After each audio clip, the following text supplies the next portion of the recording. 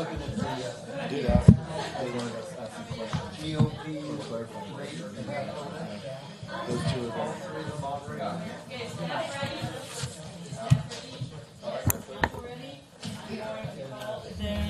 special meeting of the... Mayor Mueller, I believe, is your microphone off?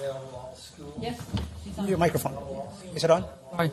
There you Yes. go. Okay, I'm going to call today's meeting to order. This is the Yountville Town Council special meeting for December the 5th at 1 p.m. So with that, can we get a roll call, Eddie? Yes, Mayor.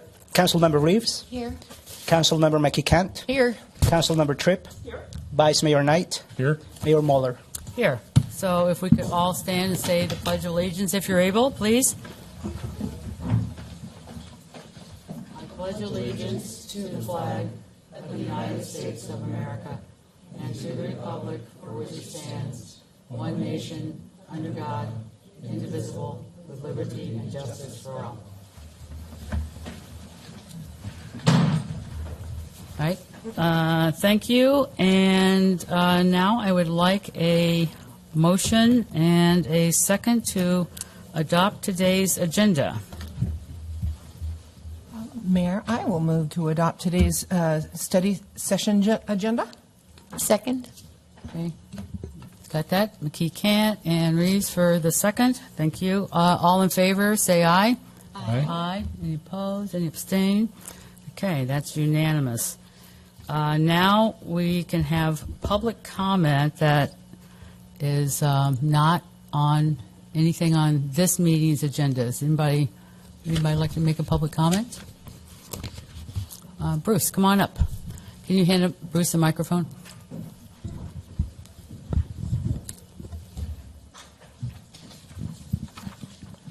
Yes, my name is Can you Bruce just Bean. state your name for the record for us? My name is Bruce Bean. I have a petition here signed by many of the veterans at the home for our project that we want to plan on doing for a safe pathway for scooters and wheelchairs going from our main bus stop down to the police station down at the end of the hill. And financing is totally going to be private. We're just waiting to get all our ducks in a row so we can get it started and make it safe for everybody in wheelchairs, walkers, and scooters to go down the hill. There's going to be a 6-inch curb so that you can't fall off the edge, which I have done myself. And I do come into Yountville quite often, at least 3 times a week, to go to Bashan to get my coffee. And that is, I would like to present this You can petition for you. Okay, thank you. And then my co-partner has more words to say, please.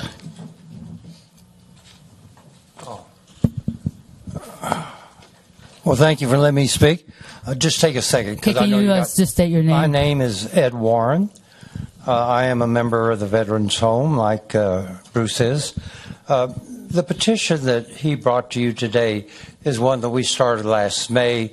It got delayed, and so the commitment we made to all the people that signed it was to give it to the City Hall and the manager. So we're doing that part of our responsibility.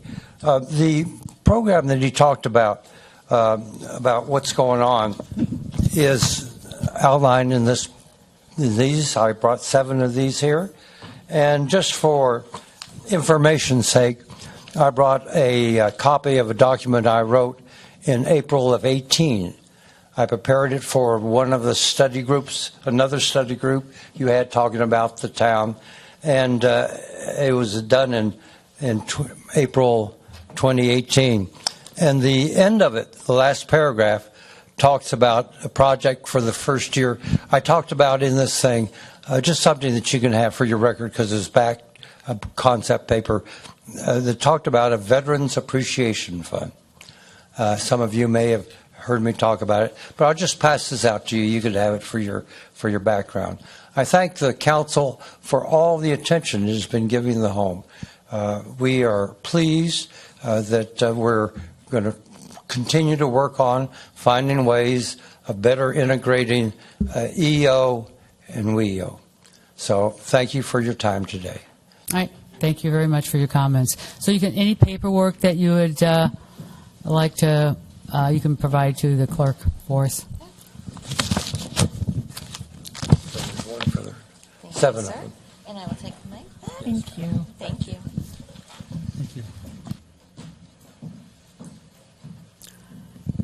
Do we have any other public comment for today? Did we receive any public comment? We did not, Mayor. All right, thank you. So with that, let's move on to our strategic planning study session. And this is our third, and I am going to turn the meeting over till it's time for adjournment to our town manager, Brad Ralston, to run it for us. Thank you. Okay. Well, thank you, Mayor, and good afternoon, council, community, staff. This is the last in a series of 3 study sessions, and I'm going to sort of turn the wheel over to our facilitator, Jean Bonander, who's been taking copious notes in our past 2, but I'm going to ask her to facilitate but I'll give a quick overview and an introduction, similar to I did in the last study session, kind of how we got here and generally where we're going. And I think the starting point when I arrived in late June, early July was addressing protocols and governance. As you know, we had a few meetings. We adopted a council handbook. That is, just so you know, finalizing kind of the Hillary is actually working on the final formatting and what have you, so we intend to give that to you and post it on the web by the end of the year. So you'll actually have the I guess the polished copy of it. But you know, as you know, that was a good conversation, and I think we worked through a lot pretty quickly. One of those discussion points was how we receive public comment during public meetings, and we decided that study sessions would be a less formal way to interact with the community. Formal meetings, which we have at 3:00, you know, are designed to be more formal, therefore coming to the mic, having limited time, et cetera, and going through, you know, again, more formal proceedings. So the study sessions, I think, have worked well. You know, we've had 2. I'm not actually surprised. I was mentioning to the staff I didn't expect a lot of participation today because my experience is, unless you're specific, you know, generally people don't show up because I think they want to get into the heart of issues like housing or you know, the stuff we talked about, climate, safety, health. I think those are all, you know, good broad subjects. People can kind of get their hands around them, and so they come, and you know, we had some good dialogue. So today, I view this to be more of a setup to, well, 2 things. One, to kind of review what we did and to really kind of make sure that we heard properly. I know that I've distributed Jean's notes to all of you. There's a lot there, and I know that there's a lot when you go even further back, and some of the stuff that we provided to you that had happened during past strategic planning sessions, you know, helps kind of prime the pump, so to speak, to make sure that we're talking about everything. Today, you know, I think we want to recap, again, what we did in our last 2 study sessions, talk about anything in the past, and then bridge to the future, which will be the January 30th goal-setting retreat/workshop. We can call it either. It'll be a different format than a study session. We're talking about that. It typically is sort of an off-site, full-day, facilitated process, and Jean will be facilitating that day. So if there are any comments at the end about format and kind of direction as it relates to how we do January 30th, we're open to those. But once we finish January 30th, we will quickly go into budgeting, and we kick off budgeting in February, and then we present a preliminary budget typically in April, and we work through it in May and hopefully adopt it. We have to adopt it by June. The thought going forward is to start to build this into a 2-year cycle, and we've talked about that. But in this year, we will do both because we don't really have a strategic plan or established council goals. And then we will adopt a 2-year budget is the plan, so that the following year in January, it would be more of a strategic planning goal-setting year. And you always will be budgeting. I don't want to say like we're going to not talk about the budget, but the process will be oriented more towards goal-setting next year, and then the following year budgeting, and you sort of alternate between the two. And that's what we're hoping to get to through January, and then obviously the budget cycle this year. These were some of the images we presented, but that's my introduction, and then Jean will go through kind of what she had heard on the past few meetings. We can pause after each one if there's any comments you want to make, or we can wait till the end, so totally up to you. And obviously, if there's members of the public, Jean can, raise your hand if you want to say something. This isn't like we pause for public comment and you have 3 minutes at the mic. There's an opportunity for you to come up and speak at any time if there are things that you want to interact with the council. So, anything I missed, Jean? No. Okay. No? Are you going to stay seated? If you're seated, you can use this mic. If you're walking around, you can use that one. I'll stand up as long as the mic works. Okay. All right. So I'll be the clicker. So with this is Jean Bonander.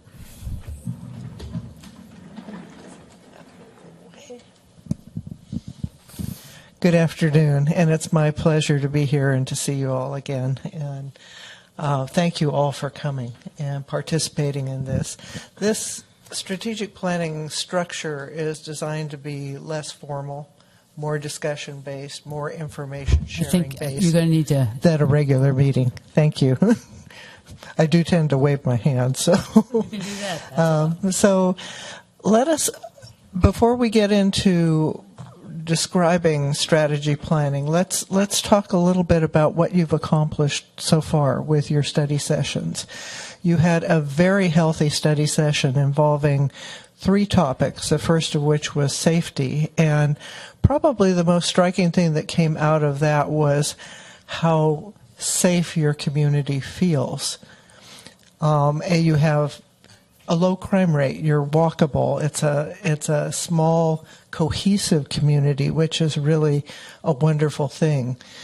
The area that you focused on the most was emergency preparedness. What do we need to do to continue to be a strong, resilient, and sustainable community?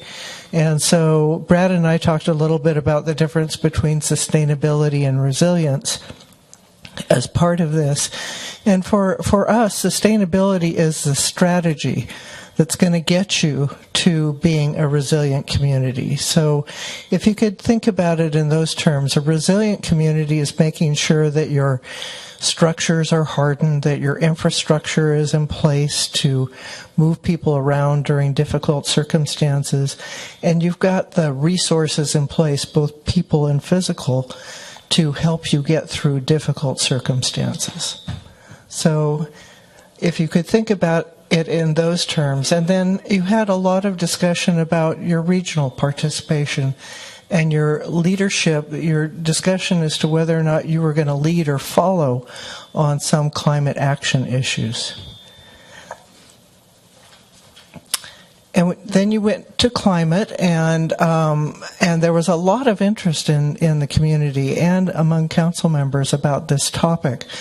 What do you control? What do other entities control, be they the state, the feds, or the county? And what can you do going forward to make sure that you're the kind of climate resilient community that you want to be?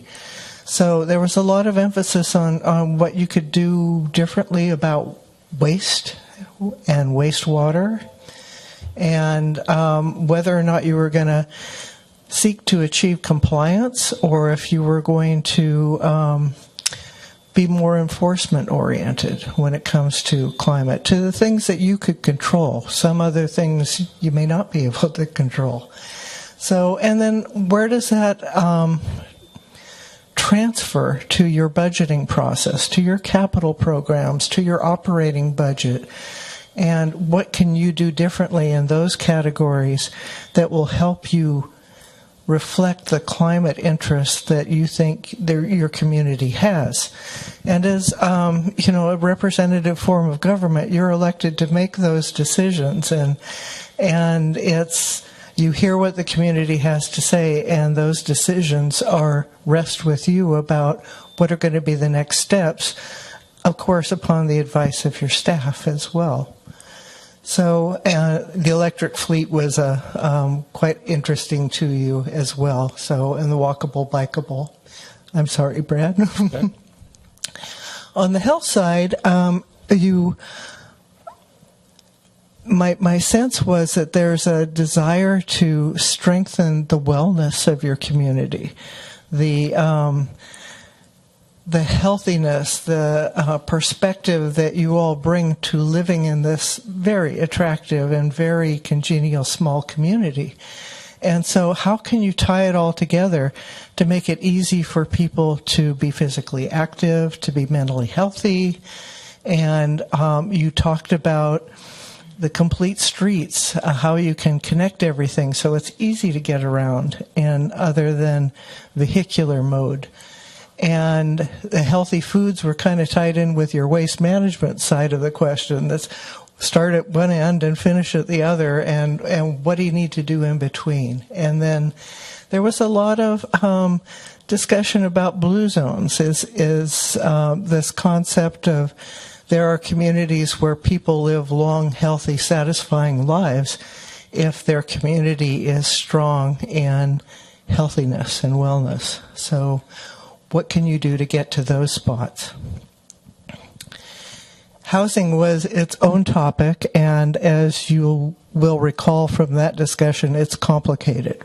So Brad has highlighted the affordable, big A affordable, small a affordable, the differences between the kinds of affordable housing that a community can talk about. And again, another question comes up, what are you in control of?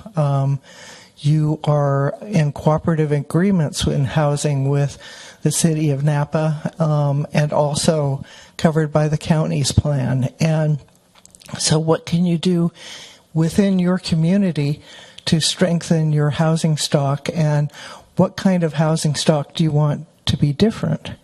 So there was a lot of interest in the ADUs and the JADUs. The state law has taken some of your discretion away with regard to accessory units. However, what can you do if you do like the concept? What can you do to support it and make sure it's viable for this community? And then you have some sources of funding that are helpful, which is really nice. Not a lot of communities do have funding that they can use to help people plan for, perhaps even construct and or maintain facilities in the community to, again, create a healthy environment for people going forward. You have a number of guiding documents in your system that are already in place or in process. That's a general plan. The housing element is under construction. And you've got climate action plans, the Park and Rec Master Plan, which I saw yesterday, which was very, very impressive.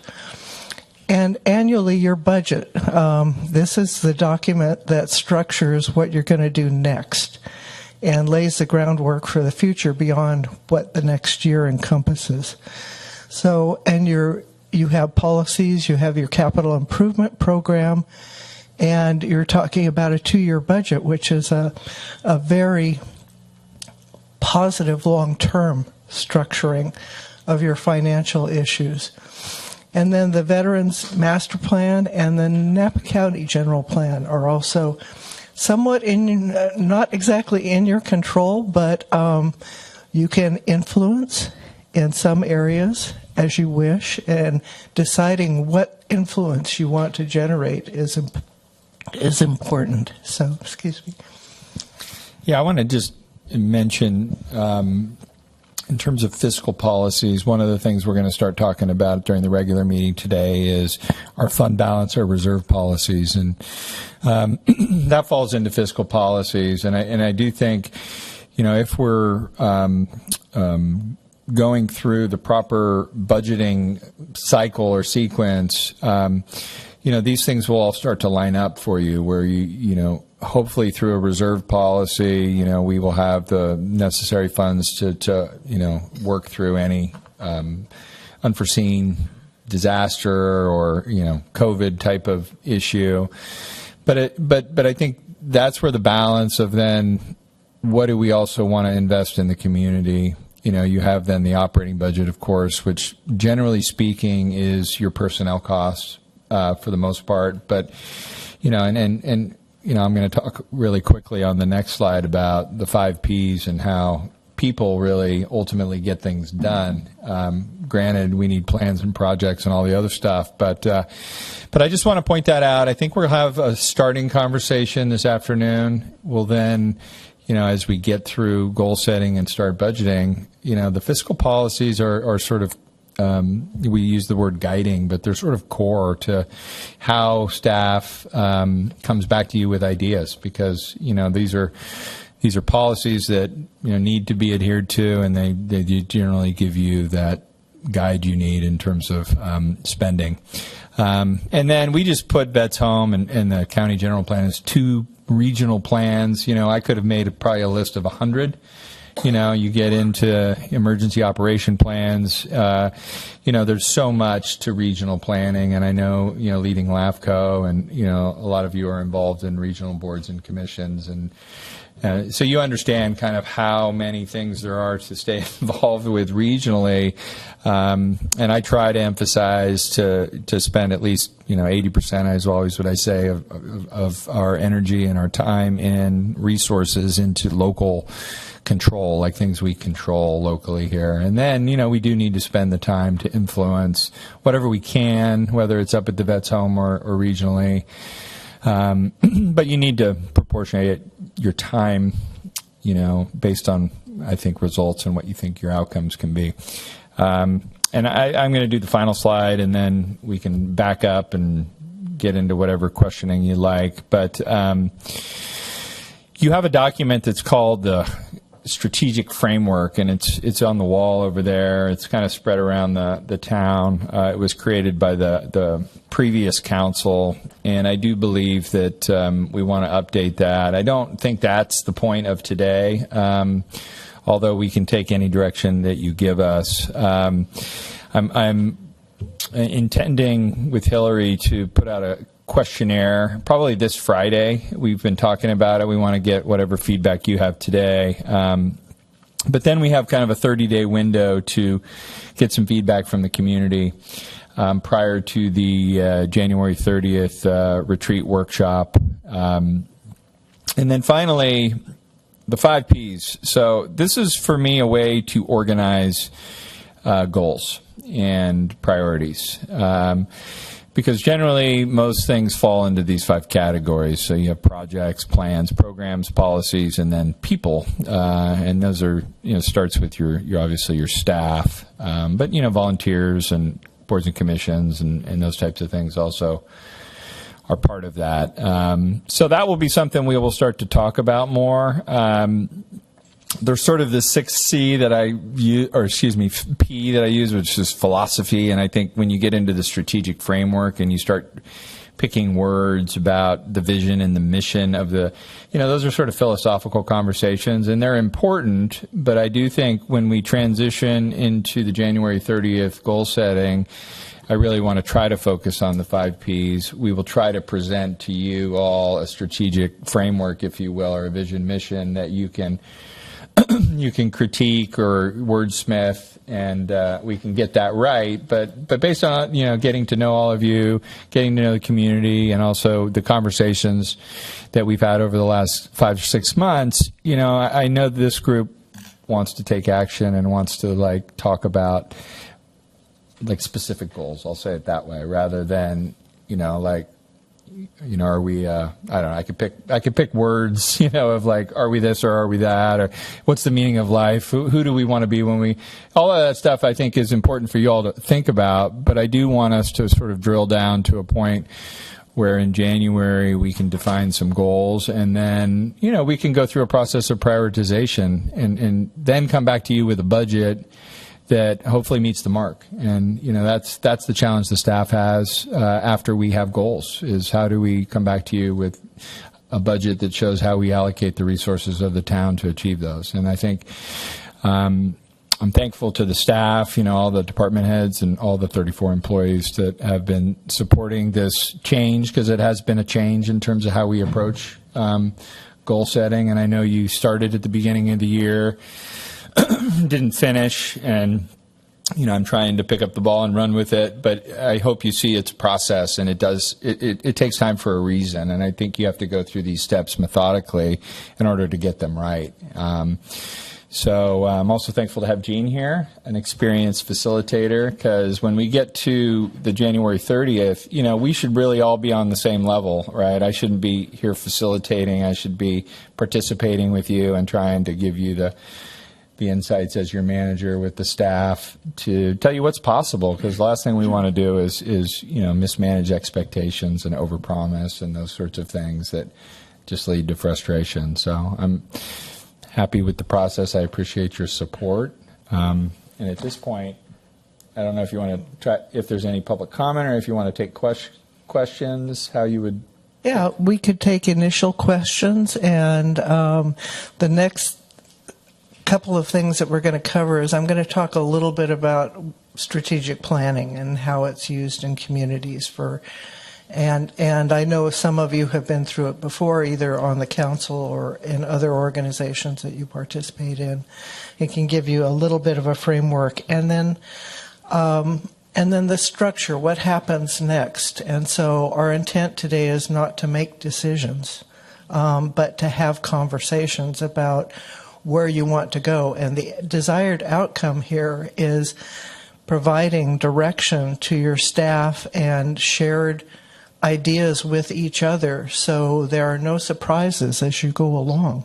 You want to have a budget that makes sense to you, that is comprehensive, that accomplishes what you want to accomplish, and it is accomplishment based. You don't want to put a budget together that can't be either adopted and can't be enacted. And there's nothing that city managers get more frustrated with is not having specific direction. And I'm sure the council feels that way too. You want to accomplish things, and this is the way that you do it in this process, adopting a budget and giving direction to staff. So any questions or comments at this point? Okay. And I appreciate how you set it up and explained to us how we're going to go through that process. Thank you. You're welcome. Thank you. Well, strategic planning is kind of a loaded phrase, and it can mean lots of things to lots of different people.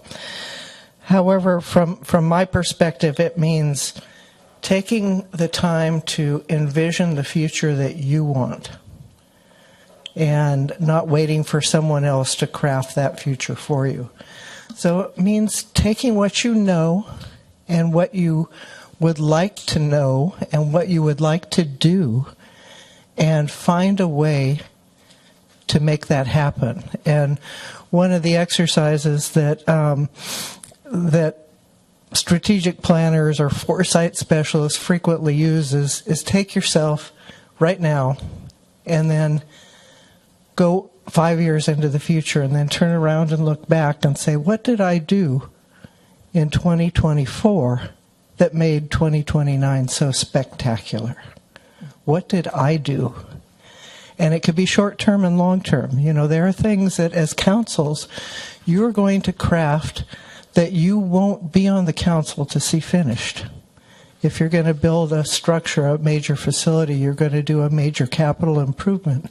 A lot of those things take a decade or longer. And so, but you lay the groundwork and for these things to happen. And you can share in both the responsibility and the rewards for those future outcomes. So there are a lot of tools that you can use to try and put strategies together, but the main point is, what do you want to do and how do you want to do it? And Brad will help you with that because that's his role in part of this. You are the policy makers, and he carries out your policy direction. So with this discussion today, what we're hoping is that you'll be open to ideas from each other, from any members of the public that have comment, any in response to any questions you have of staff, and if staff has any comments, to encourage those. Because this is more of a dialogue. This is, not a structured Brown Act formal enacting meeting, but more of a discussion about what you want to accomplish. And you had a lot of materials that were delivered to you before. There was strategic planning done in this community in prior years. However, you're different. Your council is different. Your city manager is different, and many of your staff are different. So you learn what you can from the materials that were delivered from before, but you get to craft your future. You don't necessarily need to rely on that. Anything that you can extract that you think is valuable, go right ahead. But you've got the opportunity now to craft your own future. And that's what the staff would like to hear you talk about. What do you want to do? What can we help you accomplish? And that's the purpose of this. So there are a few things that I've learned over the years, and that is, one is every community has its trigger words or phrases that should not be used under most circumstances. So they just they tend to create barriers to conversation and bad will.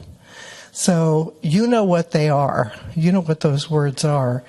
And if there are words that that perhaps words or phrases that you think are important for this community to not use, I think that that's an important thing to consider. And then what words can you use? And part of the way that you find those words and you find those phrases is the way that you structure your conversation and your questions. So there's a way that you can say, this is what I think,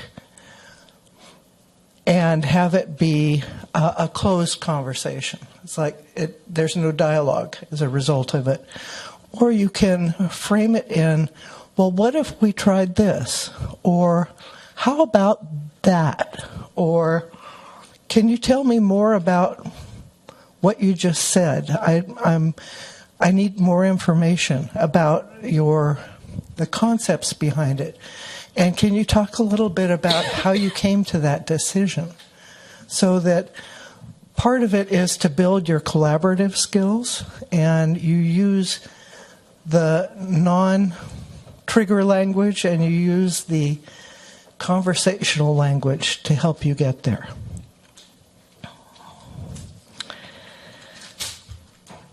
So when Brad and I talked, I wanted to talk just a little bit about an experience that I had last year in working with Calistoga. And we did a goal-setting session after the new council was elected there. And they didn't know each other very well. It wasn't an entirely new council, but people were in different roles. Separately elected mayor was new, and new council members. So part of our discussion was this framing, like, who are we? And what are our core values? And where are we different and where are we similar? And how can we use what we learn about each other to really make effective decisions? So that's how I see strategic planning. And I hope that's helpful.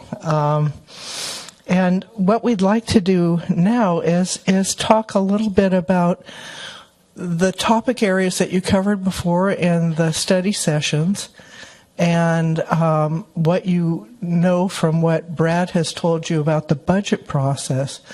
What was missing, if anything? What needs further discussion and enhancement? And how can we help you get to where you want to be? So on January 30th, you can start to set priorities, you can start to establish goals and objectives, and you can give the staff the opportunity to put that budget together for you that will reflect your wishes with no surprises going toward the end. The other is this question of the strategic framework. If there are things in that you would like to see crafted differently, staff is also looking for a little bit of information so that they could draft something for you to take a look at that more closely reflects your interests rather than the interests of those who served in the past. I know that was a lot of stuff. So what do you think? Have you questions? Have you comments at this point in time on the direction that you want to help provide staff? I have one comment. I was putting these pieces together, not only our strategic plan and our to-do list and our budget. Is it possible that, and this question's coming to Celia, so, but it's probably going to really impact all the departments.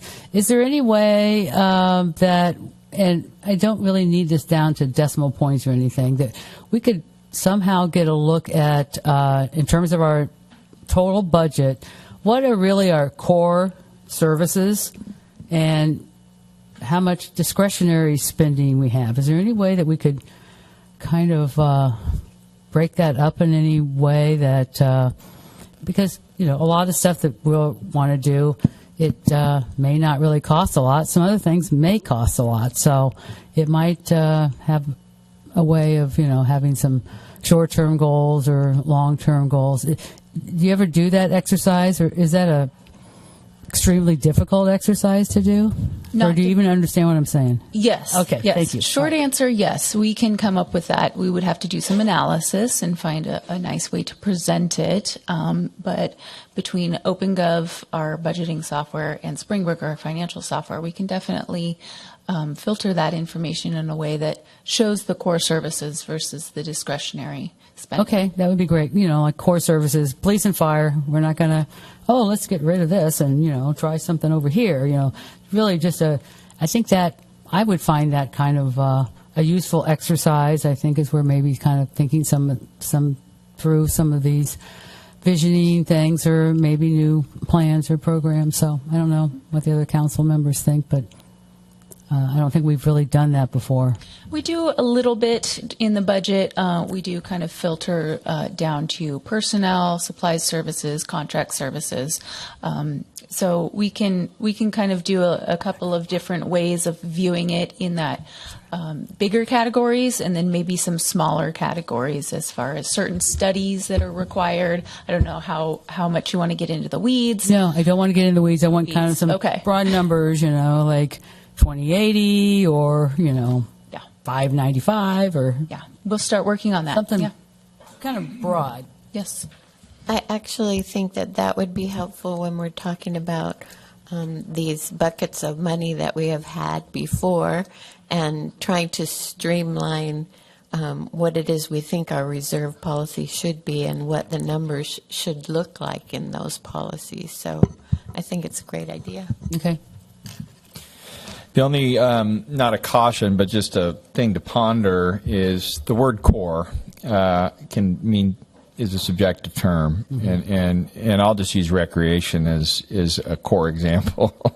You know, a lot of people would argue that that's a core service. Some people would say it isn't, you know, but, and we can talk about this individually. And I think when you get into public safety or enforcement type things, that tends to be more of like what level. And clearly it's a core, and like, you know, you want response times to be as low as possible. But there's also, you know, there's variation of that. But I think we can, and I'll work with Celia on that. But I do think as you think leading into January 30th, you know, again, our parks core services, you know, I mean, most people would say yes, but that's a debatable sort of thing. I mean, clearly sewers and electricity and like infrastructure that's, you know, fundamental to shelter and things like that can be, you know, so it's almost like a little bit of a pyramid.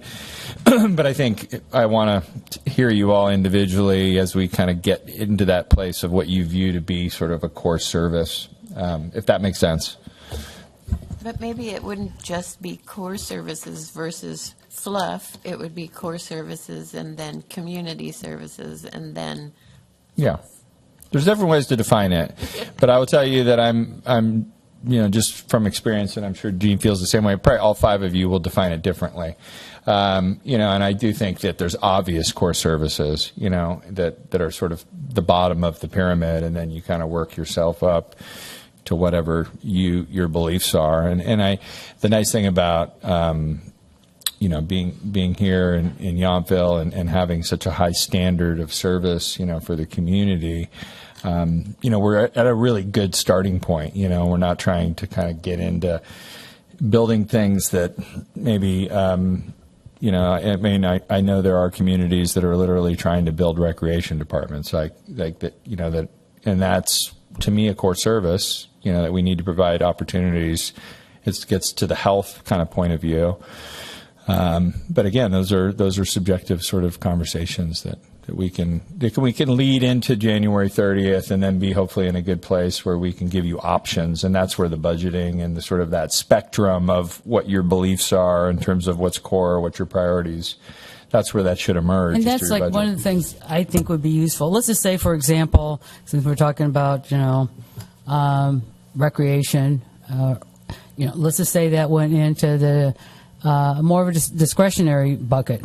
As a council, we could say, "Oh no, that is a core service," and then, you know, maybe we could make some movement back and forth and really see, you know, yeah, how much discretionary money do we have or do we not have? Is it, you know, is it 5%? Is it 20%? But it kind of gives us a sense of, you know, maybe some of the stuff, if we have a list of projects or programs, you know, there's some that don't have much cost to it, and something that we could really enact, and something that's longer term that we could plan for, because our discretionary bucket is only X amount of dollars or X percent or something. So I guess I'm kind of coming at it from a bit of a analytical way of looking at some of these things, and, you know, what really makes sense, because to me, so much stuff has a dollar value kind of attached to it. So okay, understood. Yes. One thing I was going to suggest, that following up a little bit on what the mayor was saying, that might be helpful, not exactly looking at it as core, but one of the things that I think about is what is controllable. So starting with at least we have a couple major contracts that are really not controllable or subject to management because we made a commitment, that being fire and police. So that takes a big chunk out of the budget. And so another way to me is sort of to look at it as a manager. I used to look at things based on what is something that is subject to control, to management, maybe that's what I should say. And so even looking at buckets, so we have certain contractual obligations, we have certain pension obligations and benefits, which, you know, if we get that bucket out, we can't, it's really not open to management at this time. Supplies, so certain, that would be another way to look at it as well. Which buckets of expenses we have? Sometimes I find I love the fact we have so much information, and it's so detailed. But then when I try to back up and look more at 30,000 feet, like how much are we spending in total on X, Y, or Z, it's divided up into, for a lot of good accounting reasons, you put it over here in wastewater, like your time, for example, Brad, I don't know how it's allocated.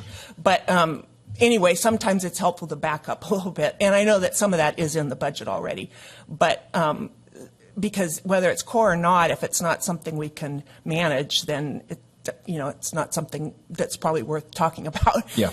So I mean, it's worth talking about, but it's in a different framework. Yeah, I know sometimes accountants use the terms fixed and variable cost, and so fixed costs obviously are things you don't control. Variable costs you do. So we can look at those terms too, which are useful when you're trying to define core. Because you're right. There's some costs that we're contractually obligated to, and then you have a lot of.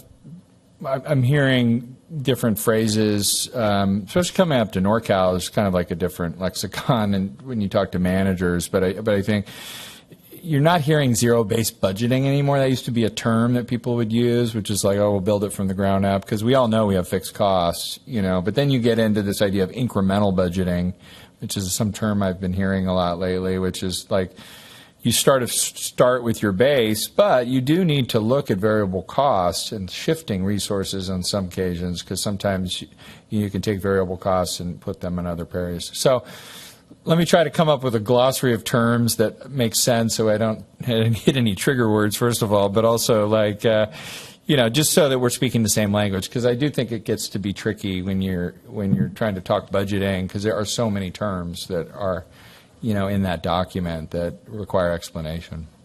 Yeah, and just one last comment I have on this. I think it might be useful, too, to our community once we can, I don't know if this is going to turn into a huge project. I don't really want it to, but maybe it's going to be that useful. I don't know. We hear a lot from the community, you should do this or you shouldn't charge me that. You guys have lots of money and I pay taxes and we're really rich. So I think it's just a way of, in a kind of semi-analytical way, kind of putting reality to some things, what we want to envision versus who we really are. And some of the stuff, some people might think is discretionary. This current council might not think it's discretionary, but it's core. Yeah. And I think that'll be an interesting discussion. Agreed. Yeah, I think that you also get into the legal side of things when you talk about fees for services and what you can and can't subsidize and, gift of public funds, et cetera. So, that's another big bucket, right? Fee for service. The intent of development is for it to pay for itself. This is the intent. It never does. There's always this question of permitting and inspections, and then, also the offsite or the infrastructure costs that come from development. And we don't live in that perfect world where property tax pays for, all of the things related to property and so on and so forth, So I do think that conversation is really a healthy conversation. It's just we need to get into defining terms so we can all speak the same language. I think my only comment would be that I think it's important for us to talk about what our fixed or variable costs are, but I think in the end is like what we brought up today is that I think the goal of this council, and it's always been of every council, is to create a resilient community. And if you talked about that, you create a resilient community by developing sustainable programs and policies. So however you frame it, I think what we're basically trying to do is how do we continue to be more resilient? And even when you get down to the concept of what you describe as core programs or not, or reserves, is at one point, how do you invest in the community to be resilient and invest knowing that there are catastrophes and things ahead, but you're preparing for it. So you're investing in the community and not just setting money aside, but using that money to hopefully someday plan and hope that resiliency it makes us more stronger to withstand some type of catastrophic event. So I think keeping that terms, I think that's what our community wants to do, is provide And then when you look at all different programs, whether, in the focus of green, blue, or red, creating, we already do that. We have staff that already works on that. Our Parks and Recs program with our Golden Ticket is a healthy community policy, and all the work that our public works do to just with our maintenance of effort and our funds for streets, or being sure we keep that we're able to really transmit our wastewater at a treated level outside of the community to wineries and things like that. We're doing that work, and we're just trying to do it better, do more of it. A question for you. You've just heard a very articulate description of resilience. Is that everyone's concept of resilience? Or are there other elements that, when you think about the term resilience, that might be an enhancement to the description you just heard, or an alternative, or another way of looking at it? I just would add maybe one more thing to Eric's description, and that is the need for education for our community. Yes, we are on the path in many ways towards a more resilient community, but I think that our residents aren't always on the same page as us as we go there. And I think it's really important, especially in the preparedness, safety, and climate resilience piece of that, to have workshops and educational components that draw the community in, so that when they leave again, their viewpoint is more open to what we would call more resiliency. And I think it's tricky. And being a member of the CAC, I see that we all want to jump in and make things happen, but really it has to do with us as individuals to make it happen. So that educational component is so important, and I think our recreation department could be really instrumental in making that happen. And I think to the resiliency, sometimes it's maybe just a slash after that, but sustainability. And I know, as we're looking possibly at these core versus discretionary services, we spend a big chunk of money every year on our capital improvement projects. Well, that's really our sustainability. If we really don't keep doing that, then like some of our neighbors and municipalities to the north and the south, their streets start falling apart, their sewer lines get really bad, and so it's sustainability maybe of some of our core services too, and that is, to me, very important, because there's going to be a lot of, I hope, fun stuff that we can kind of think about. That would be great, but really, and I don't know if it's visionary or not. To me, it is, because these other municipalities don't seem to have the vision that, these projects are critical, to really what local government really should be doing, for their citizens. They don't see it, and I say all the time, it's not sexy, but it's really important. So, I'm certainly going to think that that's going to be, I don't know how you make all that into a good strategic vision, but even though we've already envisioned it, I want to keep envisioning that. Yeah. That's a very good point. Maintenance isn't sexy. You have very few friends of the storm drains, for instance, but it is critical, and you cannot be resilient without your assets being in viable shape and preserved and regularly maintained. It just can't be done. So it's a very important point, and how you describe it from a budgetary perspective is interesting, because you've got the capital side, you've got the operating side. One of the things you talked about in your first study session is how should we budget for climate? Or is it incorporated throughout the organization?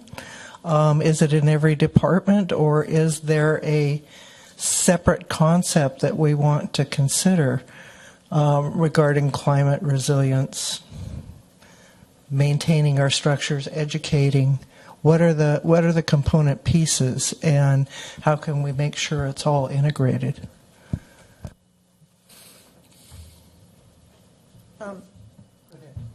I just wanted to add, it's a little bit off topic, but it kind of came to mind when Pam was talking about education and making sure we're on the same page with the community. And it's not something we've talked about recently, but it's kind of an overarching thing that's really important to me, is this whole idea of transparency. And because it's an overlay of all this, and it's not so much about hiding anything. It's just more being really cognizant of putting stuff in an informational form that people can understand and digest.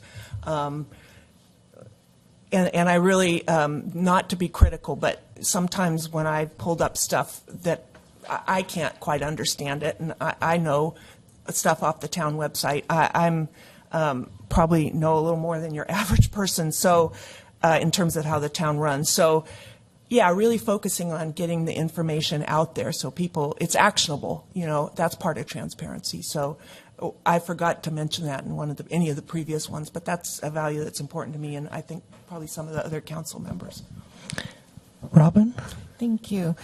I want to follow up to what the mayor had said about some of the capital improvement and foresight not being the sexy stuff, but past leaders were visionary in thinking of how to treat and share our treated water with wineries. And at our last meeting, Mayor, for the Parks and Rec, you thought about can we do some of our own piping to save some of that water for our parks? And even as we look to landscaping here at Town Hall, that is, one thing that we can do that is green, it is visionary, and it's help ourselves first as we're looking at climate change. And, that goes into solar. I know we have it on the parking structures, but as we look at climate change and heating and air and other utilities, certainly solar is something that we have an abundance of. So for me, to think green in every department is a way that every department can find small ways to make improvements. And then as that all congeals together, we're making a bigger visionary improvement.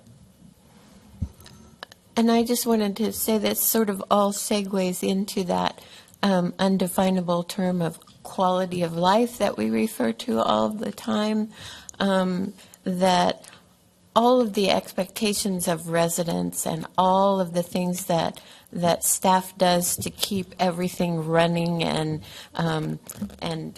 adding to things that we have in town, it's an important component. So these ideas of how do we augment what we're already doing and maybe pivot a little bit to incorporate and maybe actually highlight, especially when it comes to climate change,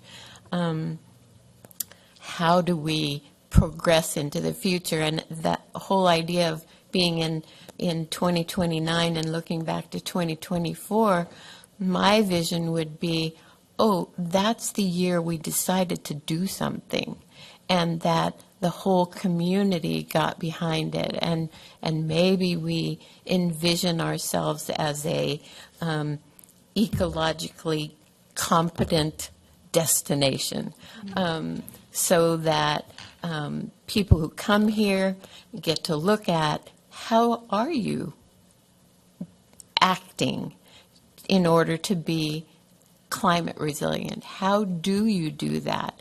I always go to destinations and I go and look at their telephone pole things that they have stapled up there, or at their community center or their library, and just read all of the stuff that happens in the town, because that's really what the town's about, not, oh, I'm going to go to this shop or that shop. That's just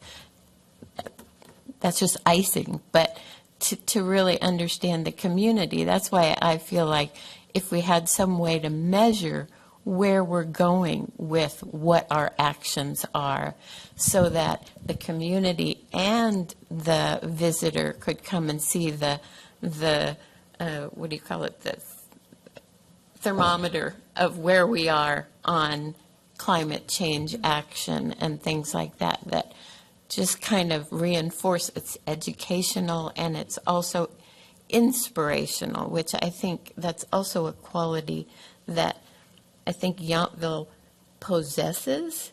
Lots of people come here and aspire to live here or aspire to live in a town like Yountville. So we have to give them more fodder for that aspiration and that inspiration. Good points. And one of your challenges is that you're such an attractive destination, and this balance between providing for your community, which is the structure of budgeting and governance, and the external factors are frequently tied with the private sector. Are there ways that you can redefine those relationships to make sure that your community is being supported, including your visitors, and making sure that they're being responsible visitors too? Responsible community members, responsible visitors. So it's really hard in a community that's a destination. I'm sure you've read a lot over the last year about Lake Tahoe and what happened with COVID and what the consequences are of over attractiveness. Mm-hmm. And so, but that balancing, how can you build the relationships so that you can have that community that you want? And maybe a more emphasis also as a goal for us is community development, or I don't know how you want to term it, but some different approaches to how business happens in Yountville. And I think that could be tandem with the completion of the bike trails. I think that the style of visitors could change dramatically and also drive a little business change as well if we cater to cyclists, and that would expand our bikeability and walkability in this town, and really maybe bring in families as visitors. If we can't have them here as residents, maybe we bring them in as visitors, and some of the things, some of our goals with affordable housing might then facilitate more residents as families. I like where you're going with the idea of the healthy tourist, the healthy location. From my viewpoint with the hotels and the luxury that we have here, attracting the families is a little bit of a disconnect unless maybe we can find a healthy midweek solution.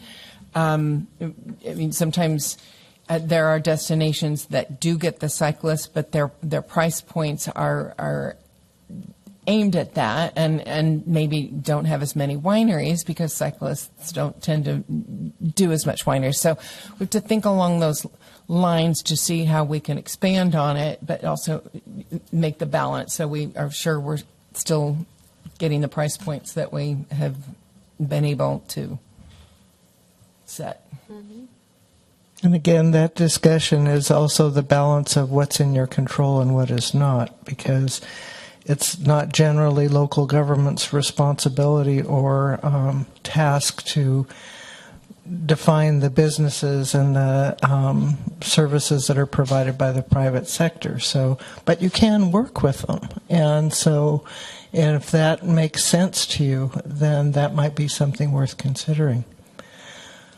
I wanted to ask you if you had any additional thoughts on the housing side, as you've got a lot coming up regarding housing with potentially sites and the ADUs. That was a really interesting discussion in the study session. How much do you want to encourage, discourage, control to the extent that you can on the housing side that could perhaps provide some additional direction to staff? Well, if you're not done with the previous topic, then that's fine. But I was just wanted to make sure that you captured as much as you could today. On the housing side, we spend a lot of time talking about affordable, low-income housing. We certainly have RHNA numbers we have to meet. But I think what this whole community, and I think I'm speaking for the whole council too, we're really missing our families, that middle America group, because everything's, we do have some that are affordable for low and ultra low income, and there certainly seems to be no shortage of money coming and, paying high prices for our houses. But, I don't really have any concrete plans, but I would love for us to really come up with something that would, really be able to have some housing for the middle class. These are people that work and they pay taxes and they have kids, and I think we would all like to have that. But our problem is if you build some of that without some specific deed restrictions for that class of people, then they just get bought up by second family homeowners. So it's something that we want them, but we really haven't talked about what we can do to get them. So that would be something that I would like to really see if we can envision. And it might be something like, we're all gone from here, but look, there's more kids in town. And we did that 10 years ago. So, how do we really get middle income housing? And what does that look like? And what kind of constraints? I think that's outside of every state law I don't really understand yet. Maybe we do have some local control over, if you're middle class, we have a house for you. So what does that look like? Other thoughts?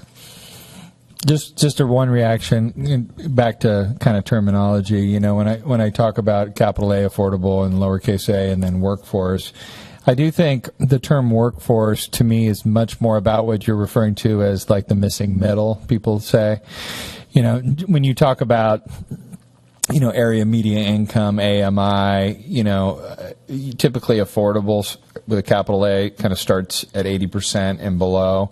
Workforce can get to 150% of AMI. And that 80 to the 150 is really the missing middle, if you will.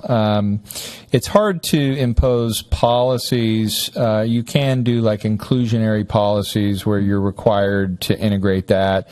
But in Yountville, there's just not many subdivisions, right? It's like there are a lot of one-offs. So it's, there might be some opportunities to do, through ADUs and what have you. But as you know, and we've talked a lot about the sites that are available in town. Unless you control the land, it's very hard to control the product. And I do think there's opportunities for us to potentially control the land. And then I think the obvious elephant in the town is the vet's home, right? And, how can we work with the state to really look at, for the vets and the workforce that support the vets, because that's where the most land is, right? So I do think there's ways to get there, but, it's the good and the bad of Yountville is it's so small that you can do it site specific, rather than trying to come up with a more of a policy approach. I think if you come up with a site-specific project approach and you say, okay, is this our project or can we work with the vets or the church or whoever to influence it, that would be how I would sort of tackle that major issue. Okay, good thought. Well, I just had two comments. Just in answer to what Jean was saying, I still remain, unfortunately, I agree with what the mayor's saying. ADUs probably aren't going to bring children to Yountville just because of the size issue. But I think it's a really it won't move the dial hugely, but it will move the dial to try to support ADUs. And so I'm very much, again, cognizant that it needs aesthetically not make our town less aesthetically desirable, but if we could balance it, I'm very much in favor of that idea. I don't like the state taking over local control, but I also do understand, and there is information now coming out, that the ADUs are actually beginning to make a difference in terms of housing affordability. And so, because, you know, and in terms of the families, you know, the only thing I love more than dogs is probably having kids around. And but, you know, it's like the Serenity Prayer. There's just so much out of our control. We have very small houses in Yountville generally, you know, because they're small lots. And we don't have a school anymore. So if you're a family, it's just not an obvious place to locate because you're going to have to drive 9 miles to the Safeway or anywhere up or down the valley. And so I'm not sure how we're going to change that. So I guess I would love to have more families, but I you know, it's the wisdom of knowing what you can't change. So anyway, but I'm going to continue to really work towards ADUs. And so I'm hopeful of other council members will join me in that effort when we get to the goal setting. I don't know if that's a project or a program or what P it is, but that's the P I'm after. Sorry, I didn't mean it to sound that way. No, it's good. Thank you. Thoughts? I definitely agree with the vision that the mayor and the town manager and Councilmember Tripp has said. We have to work towards that. I think one of the things I took out of the housing conversation was we had one resident that that was there that spoke to the issue of living in neighborhoods where neighborhoods are becoming quieter and quieter because they're second or third homes that are not lived in. And then we had another resident that spoke to an issue of a rental ordinance policy and of him having to pay a fee when his effort was to create a long-term rental. And maybe our goal is where we have impacts is focusing on housing where our goal isn't to necessarily be against something, but to be for policies that promote long-term rentals, which hopefully, in my experience in this community, has created housing for families that live here. So we had Mr. Wetherell talking about why am I paying a fee when I'm creating a long-term rental, and so maybe we're looking at our policies to see how do we promote long-term rental, how do we, in ways that we can, which may be limited, discourage short-term people playing the investment property game of short-term rentals. And I don't know what that means. I don't think we're ever at a point where we can preclude people's ability to buy and rent but we can encourage long-term rental. And I think maybe we could find ways to talk about policies that do that. And I think those will help promote in the short term maybe more a diversity of people living in the community and people with children. I also wanted to I guess, reiterate the idea of rental homes versus homes, standalone homes, rental apartments, whatever, more high-density housing solutions, because a lot of experts just say, just build a lot of housing and it will be more affordable. We don't have space to just build a lot of housing, so we have to be much more deliberate about what kinds of housing we want or want to encourage. It feels like workforce housing is the missing link for Yountville, and that in any kind of new developments, that it's not just the capital A affordable that has all the strings to it, but it's affordable to our workforce and the middle income people, that really is the lever that maybe our policies can influence.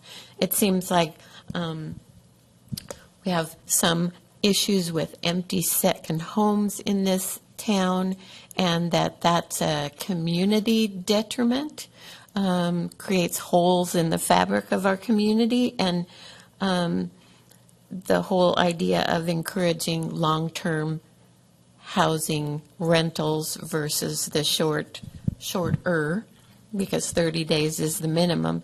Maybe we can play around with those time frames in order to encourage the kind of housing that we want. Several communities have already started to put more emphasis on using the housing that's already here versus trying to build more housing. And I think that that's worth us looking at as well.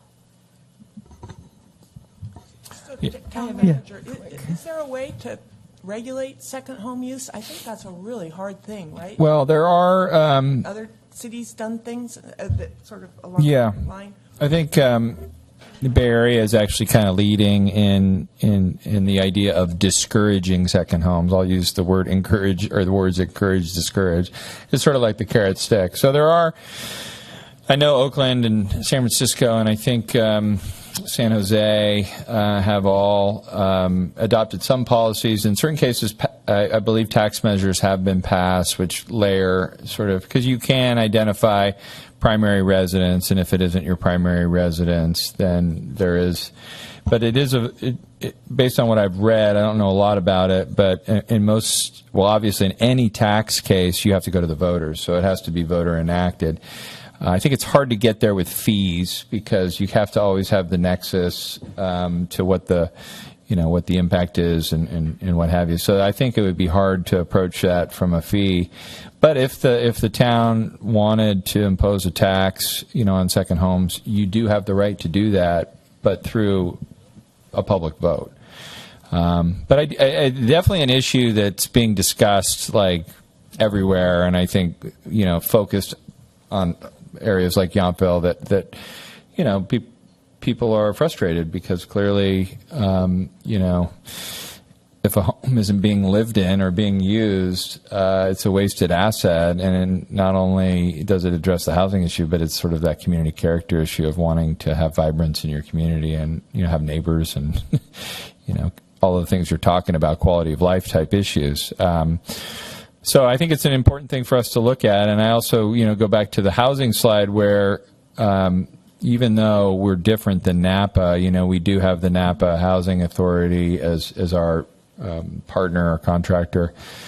And they're, in my view, trying to be innovative. I think they're looking at a lot of different things. And because there's no one on our staff, I guess, other than me and to some degree Irene in planning and building that really are folks that we don't have that expertise, and I think it is a very complicated industry, and it's very much something that, we need the right people looking at the solutions because, it's complicated, as you all know. So that's kind of your example, sorry, about, hooking something to the budget right there. We'll see where this idea kind of falls out with our priorities, but then that would be something that, we'd have to manage, through budgeting for that employee. Yeah. Just Correct. to connect those dots. Go ahead. Yeah. As a follow-up to what Councilmember Knight said, would it be outlandish? I know we do the fees for rentals with a yearly paperwork that comes in. What if we were doing the $90 refund? We'd still get the paperwork in. We'd be giving more of a carrot than a stick. It's not, I don't think we have that many rentals that it's that much money, but what if we reversed it and said, we're going to pay you to rent? And please give us your paperwork so we can prove that you have a long-term renter in there for this past year. I don't think it would cost us that much. And then I also want to make sure that our two mobile home parks are not pricing the seniors out. Senior housing throughout the Bay Area is getting squeezed, and seniors many times don't have places to go. So that is what we have in Yountville, and they are our middle to lower class. And granted, you have people that wait to be 55 and get an affordable house in Yountville, as my husband and I did, but we're also seeing a lot of vacation homes being purchased because they're affordable vacation home. So instead of having seniors move out because they can't afford the space rent anymore, and now it's going to somebody that's not going to be a full-time member of the community, maybe we could put our heads together around something to keep our seniors here. Just a comment and a question for you. Might there be some ways to create some collaborations here? For instance, say your second home owners, maybe a separate survey of them to find out how often they're there, and could they all show up, or as many of you can show up at one time, so you could talk to them and find out if there are other things that they could do, or you could talk to them about maintenance. You could talk to them about making sure that their houses stay attractive. Maybe they're a good place to put ADUs and have somebody on the property keeping an eye on it. Idea. And it might be a source of it that's not too disruptive to other neighbors, but could help maintain the visibility of the community.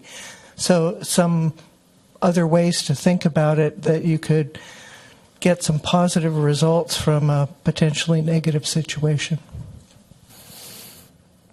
Yeah, I made a note, but we can start to see how we can gather data around primary and secondary residents. And so we have some data points. So how many do we actually have? I know no one's ever thrown a number at me. I know it's a growing number. It's a growing concern. But yeah, and then I think as we think about encouraging, discouraging, the only thing I would say, Councilmember, you have to be, and I think I saw Mackenzie's, at least she went into, her eyes went up to when you made the suggestion of giving people an incentive to rent their homes. I think you can waive fees, or you can change your fee structure in order to encourage behavior that you want. I don't think you can pay people $90. Yeah, you're right. I mean, there's a big difference there. So I do think, and I've heard a lot of ideas around how we could look at our fee structures and how we can encourage behavior, and I think discourage too, right? And there are ways to do that. And I do think the point you made, Vice Mayor, about long-term rentals not falling into the same category as the short-term rentals, it was heard, and I think we've talked about that already, and I do think that's something probably through budgeting, if you all said, hey, listen, we want to change that, then that's probably something we can do. And I understand that point. I think it's a good one. It's just then you get into the monitoring and the enforcement side of things, which does get tricky because we all know that everyone sort of finds their way around policies in whatever way they choose, or whatever, is the, the new app of the day, the VRBOs of the world, and how they can, just sort of develop a life of their own. So I do think, it is not unusual to have rental monitoring programs, but we could tailor this one to maybe to do what you're suggesting, which is to, really kind of encourage these long-term residents to live in the town full-time, which is, clearly a quality of life goal. Ways to thank them. Yeah.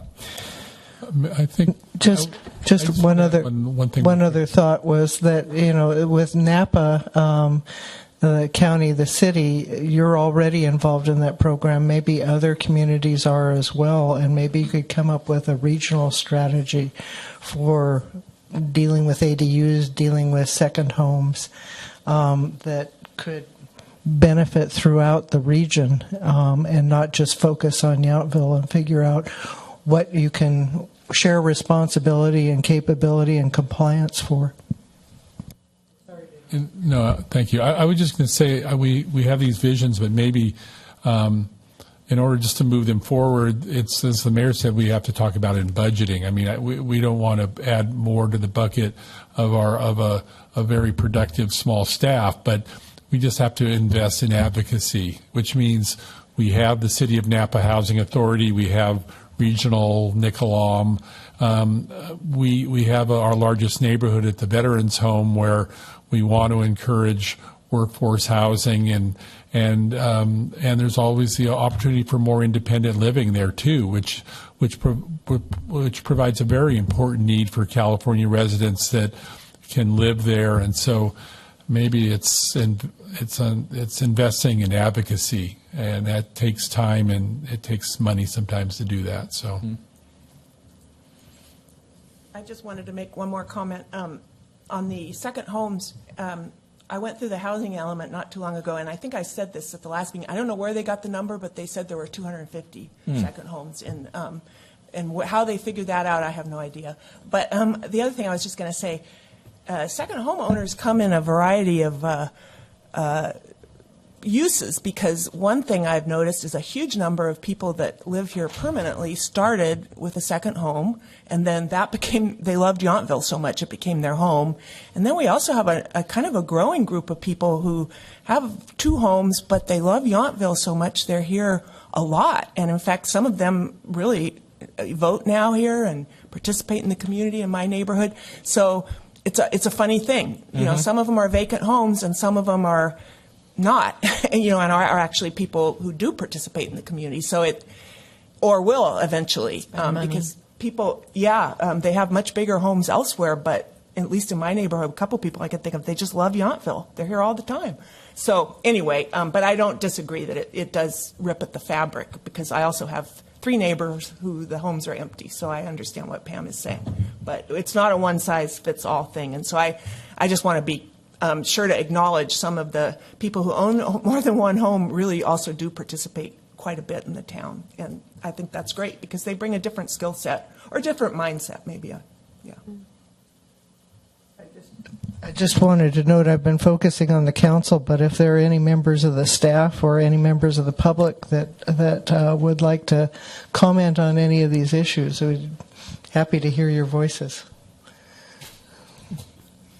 I know it's scary to talk at a council meeting, but No, we're so scared. We don't bite, so. no, you don't. You don't. You're very cordial and welcoming. So,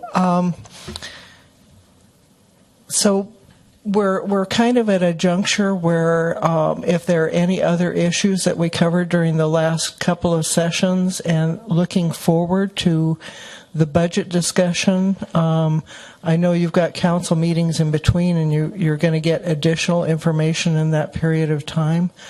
I'd say over the next few weeks, one of your behind-the-scenes tasks should be what questions arise from this discussion. And, you can only do so much interconversation among council members with the Brown Act requirements. But if you have queries of each other, what did you mean when you said that? Can you tell me more about what you were thinking? What's your thinking behind that? You might want to have those conversations amongst yourselves and with staff to get clarification. The point is not to assign more work, but to clarify. So the assigning more work or less work or different work will be part of your budget process. So, but this is an opportunity. I think it seems to me that you've learned a lot over these last study sessions about what people are interested in, what each other is interested in, and where you might want to go from here. And you have some information that you've asked your city manager and staff to provide that will be helpful too. So when that gets delivered and what additional questions arise, I would, if I were going to give you a homework assignment, that would be what it would be. What else has this generated, and what will you learn in the next few meetings that will help you really be productive on January 30th with goals and objectives? Well, I think one thing, if you could send us all the slides you have after you've had time to kind of summarize what we've talked about today, I think that would then be something that the council kind of reviews them. They can. Brad can figure out a way that we could, if somebody wants more information on a certain topic, he could redirected without violating the Yeah. Brown Act, or Yeah. however that works. What I was really quick going to explain, and I'm still working with Hillary on the specifics, but on Friday, the intent is to get the questionnaire out. There will likely be, we're kind of working on 5 basically fill-in-the-blank questions, and those will include 3 of the questions are, what did you think of each of the study sessions? Like, what did you like, not like, prioritize, however we word it.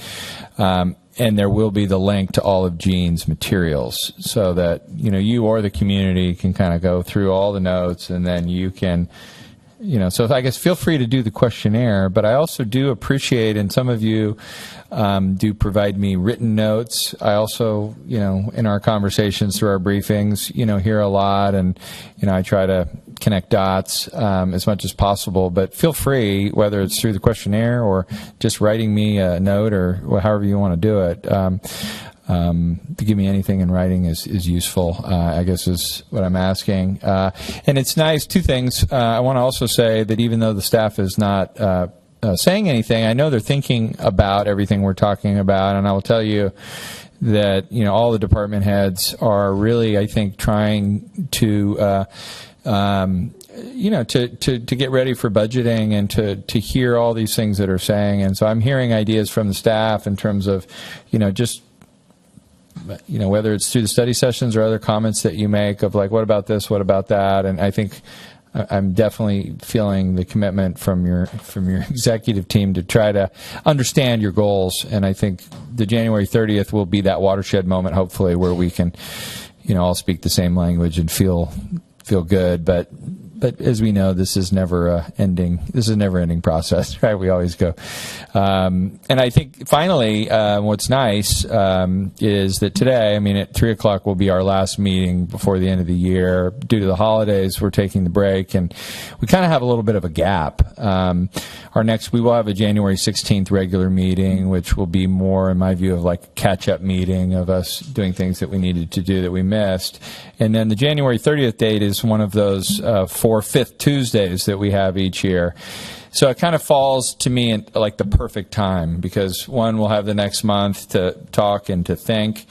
We can come back within the new year and then really sort of point towards January 30th, and we'll have enough time to have meaningful conversations. And I know when we had a recent little project team meeting about the community center, and the facilitator, the designer, I think she used the term overnight thoughts. What was that? Was that the term, Sam?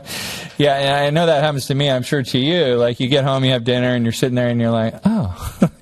Or you start thinking about things, and they start popping up. So now is a perfect time to share with me your overnight thoughts or your thoughts, and then, just keep it coming, but understanding, like, I know it never ends, but hopefully in January it ends for at least a while, so that we can put a budget together for you, and then you can, react to that.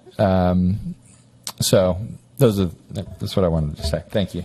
All right. So, any important final comments before I close and do our little thing? Go Just ahead. a question. So, Brett, in our meeting yesterday, I had other ideas and thoughts. So just save those, and you're documenting them. They don't need to be shared here. Is that? I am.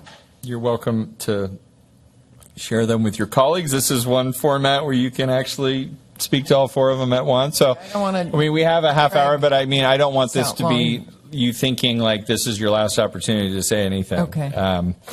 But I'll be quick and do mine then. And so I do want to look at transportation. I feel like it's very hard for our community members to get out of town.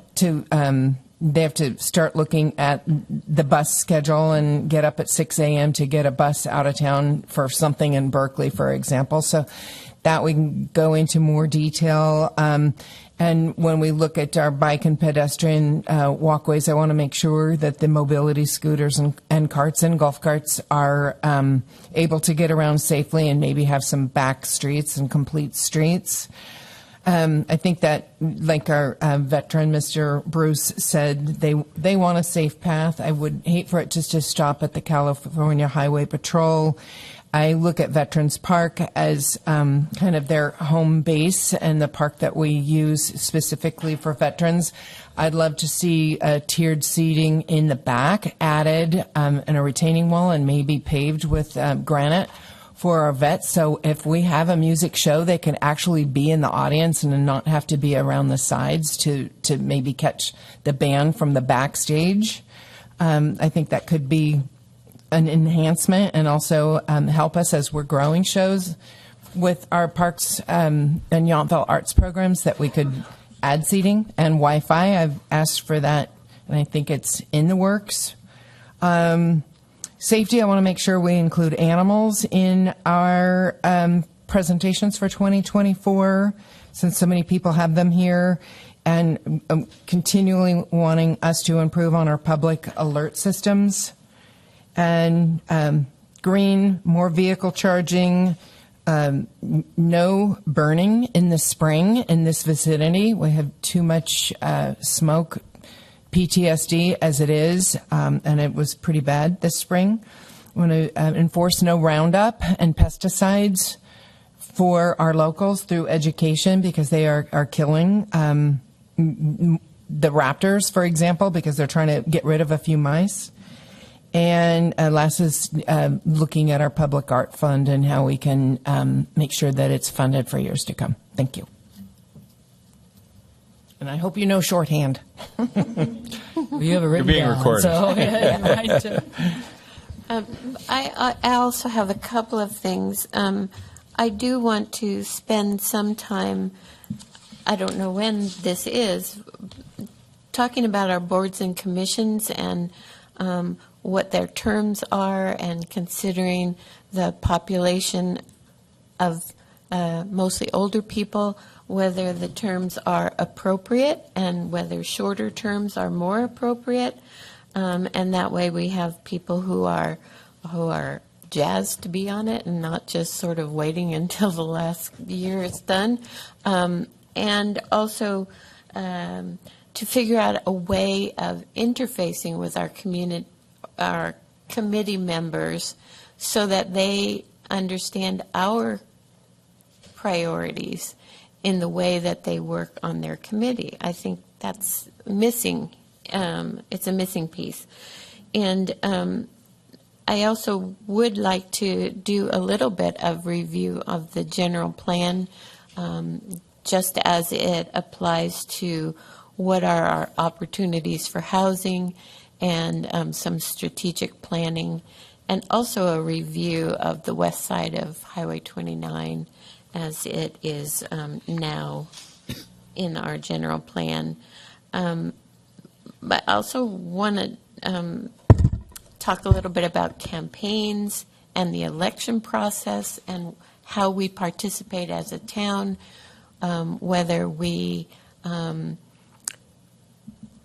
as the town, foot the bill for translations that go on the ballots, whether we have campaign finance limits, and whether or not we provide grants for people who are declared and official candidates to make it more accessible to all of our residents to be on the council.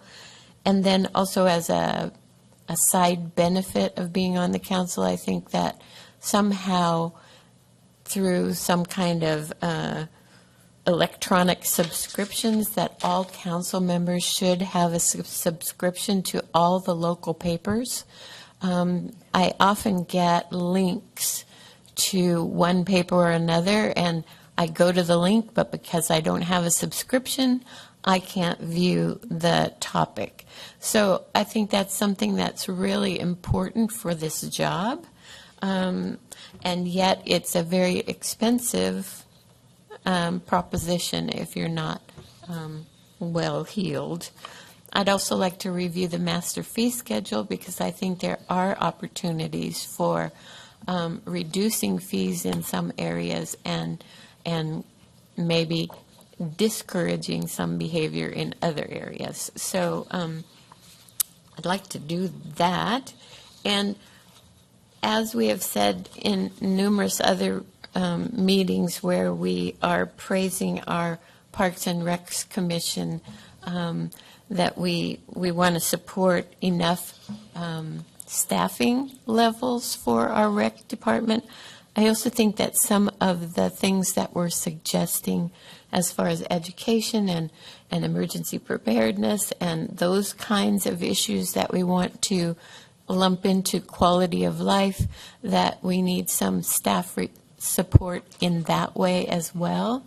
And I just wanted to reiterate that I'm very interested in climate sustainability and resiliency, and I want to look at the way we can make things happen through ordinances, through policies, and through education. So those are my main topics, but also circulation as far as bicycles go, because I think that is a really important component that we shouldn't miss out on. Mayor, I would just, I agree with many of the thoughts the council members said. I just look forward to at our meeting and at the end of September, end of January. I mean, looking at the strategic plan that was, that you're going to come up with, maybe an edited thing that we can look at. Looking at some of your visioning that staff and you have talked about in your workshops. But my big picture is that we've talked about in these meetings green programs, blue zone, blue programs, and emergency preparedness, and that as we talk about those in a strategic plan discussion, that we're as you've encouraged, we're looking at programs and policies to put them in place. And so I've said it always, I think our Parks and Rec is probably the first and many times the only touch point for many residents, and that we should encourage a vital and vibrant Parks and Rec program and have staffing for that. We also, I think, put in our budget last year, which maybe we can talk about for next year's budget. I mean, this year has been a big reorganizing year.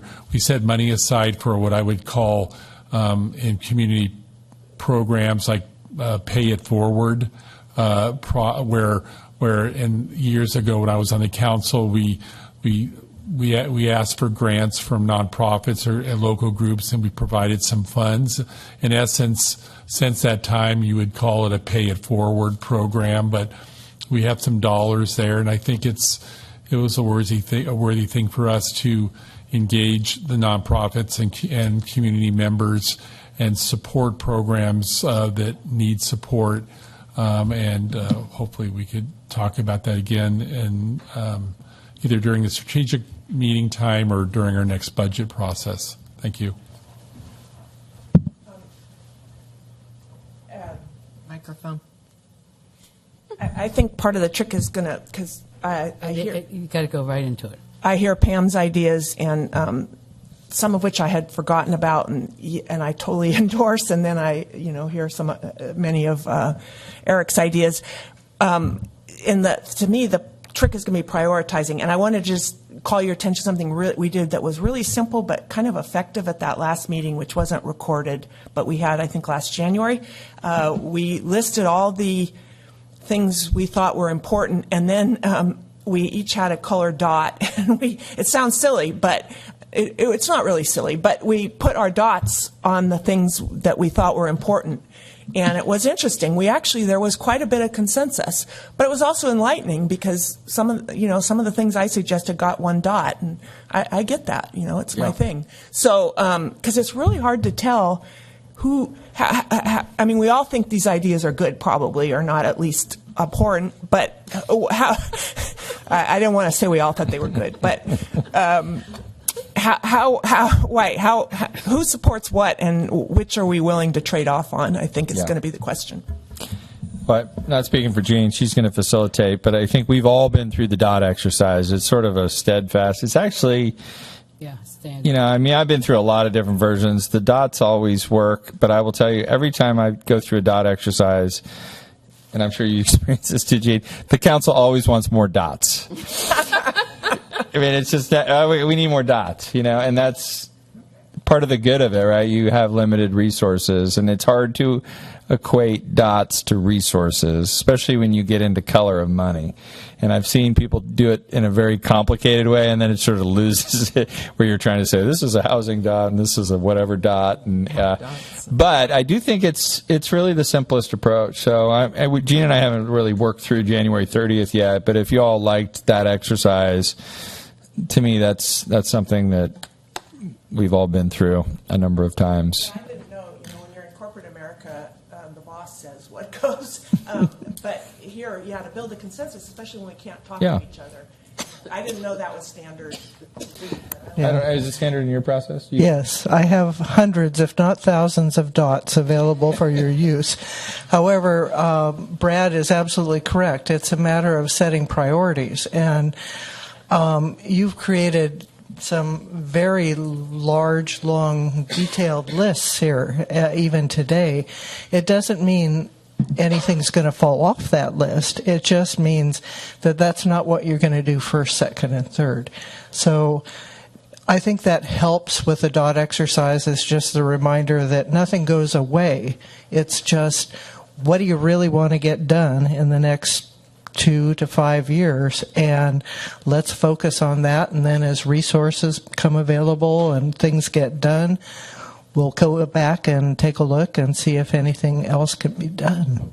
Okay, so with that, I'm going to call for, I want to give, we've got a little exercise we've got to go through, and then we need a break. So I'm going to call for a motion to adjourn to our 3 o'clock meeting in a second.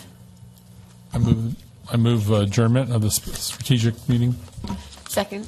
Okay, we have a motion by Knight, a second by Reeves. All in favor, say aye. Aye.